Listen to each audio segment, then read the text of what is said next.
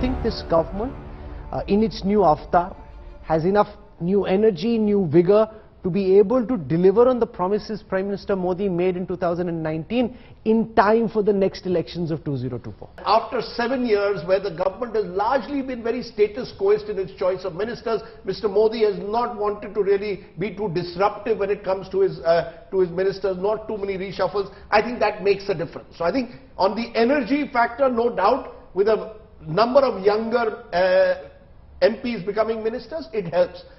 Whether that leads to delivery, efficaciousness, meeting targets, timelines, will require not just a change in appearance, but also a change in mindset, Rahul.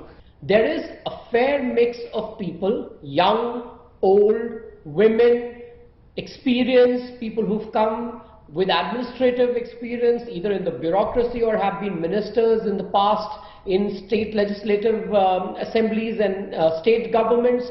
There are people who are fairly young and have been given opportunities. So it's a complete package.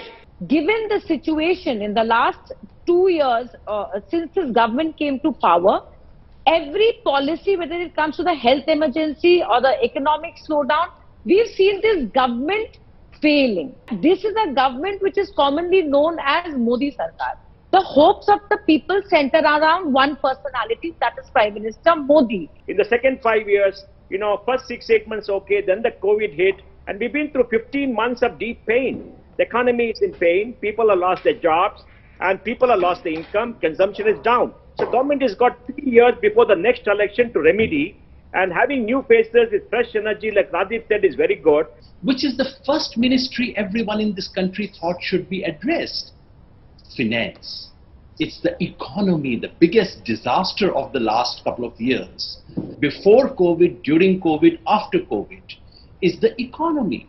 And the entire finance ministry scheme stays the way it was. So what are we looking at? Yesterday, the feeling at night was that this essentially turned out to be a political fix, something to give the fairly, tired and confused party cadre, something to go to the people and say that out here is Mr. Modi. In a way, this cabinet reshuffle being called a big bang, a makeover, did you see it as that, or is it more about optics and less about substance, because the key ministers in and around the Prime Minister have only been juggled around? Do you see it as a major makeover?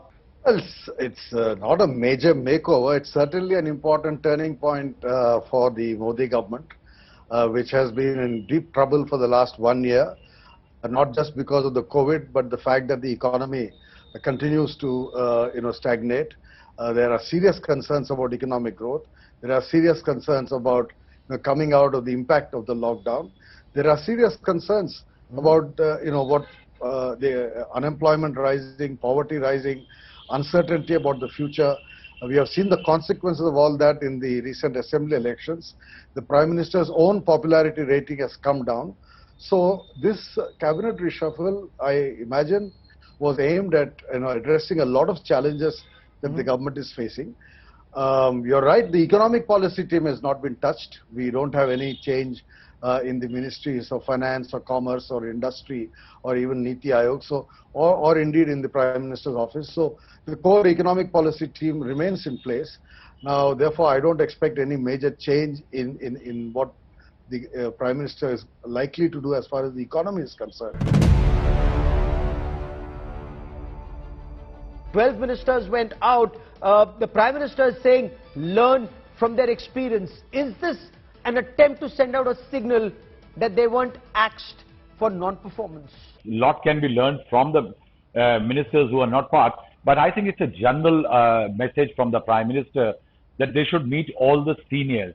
Now, over the last couple of years, Gaurav, there has been complaint that several ministers not only ignore the elders in the party, but members of parliament. They have find great difficulty in actually meeting the ministers. In fact, Gaurav, there are several complaints by RSS cadres who work on the ground. Eventually, the BJP benefits hugely when it goes for an electoral exercise because of the RSS structure. And when people become ministers, they ignore the RSS cadres. It's a general message from the Prime Minister. That's what we had said earlier. You had said earlier that talk to your seniors. Be with the seniors, learn from their experiences. Do not ignore anybody. And very interesting, Gaurav, though there is a battle going on with the social media platforms, the Prime Minister said, be on the social media platforms, popularize the schemes of this government so that there is greater awareness.